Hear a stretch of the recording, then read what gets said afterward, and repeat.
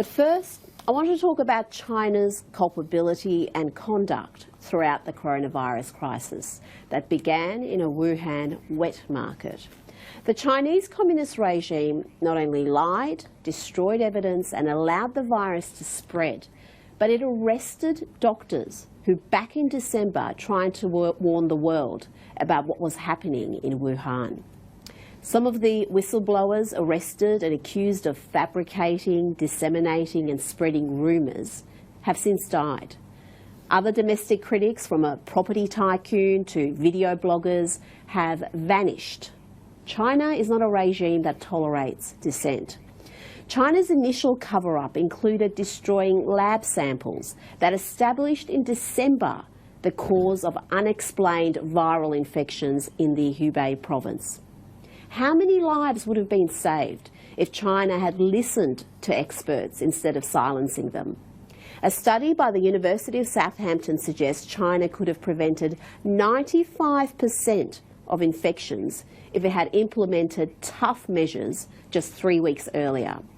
But the regime only took decisive action to contain the virus around 4 weeks after arresting doctors and other whistleblowers.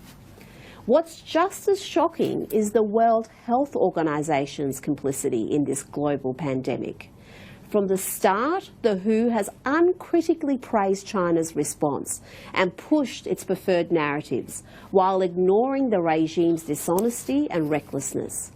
In mid-January, the World Health Organization told the world that preliminary investigations conducted by the Chinese authorities have found no clear evidence of human-to-human transmissions. It refused to declare a pandemic until March 11, and as late as February, it was parroting China in criticising travel restrictions. Don't forget that when Scott Morrison and Donald Trump implemented travel bans against China in late January, they did so against WHO advice. In fact, the WHO chief said travel bans would unnecessarily interfere with international travel and trade and could have the effect of increasing fear and stigma with little public health benefit. We now know just how wrong he was, with immunologists and other medical experts saying the decision to close borders was crucial in slowing the spread of the disease. How many other countries would have closed their borders if the WHO had encouraged bans instead of condemning them? How many more would be spared loss and suffering if the WHO did its job and investigated what Taiwan authorities and whistleblower doctors working at the coalface were saying, instead of lecturing the world about not referring to the Chinese origins of the disease? The origins of the disease are important.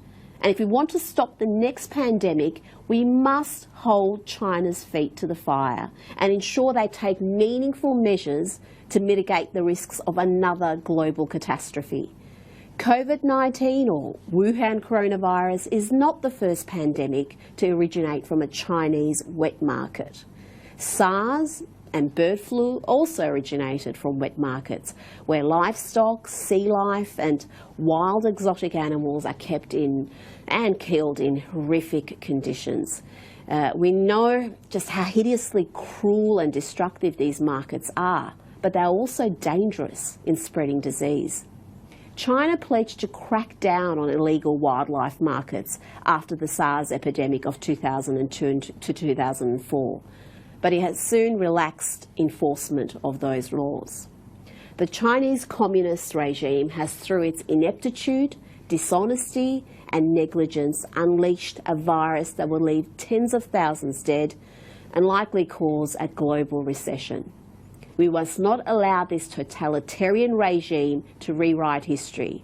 China spends billions, yes, billions on its foreign propaganda efforts. And sadly, it now has much of the US media regurgitating its narratives free of charge. Let's get one thing straight. You would have to be a certifiable moron to see criticism of the Chinese government or acknowledgement of the origins of this virus as racist.